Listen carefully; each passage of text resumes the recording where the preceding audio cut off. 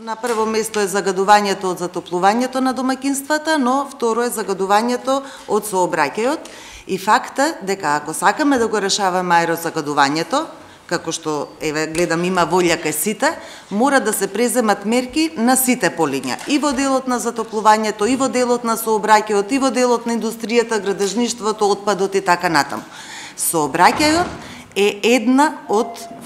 причините за аерозагадување и овој предлог на закон за измени и дополнување на законот за возила, според мене оди во таа насока. Тоа е една од можните мерки кои што може да се преземат за да го намалиме загадувањето кое доаѓа од сообраќајот. Факта, и вие споменавте, дека најголем дел од возниот парк се стари возила, преку 70% се постари од 10 години,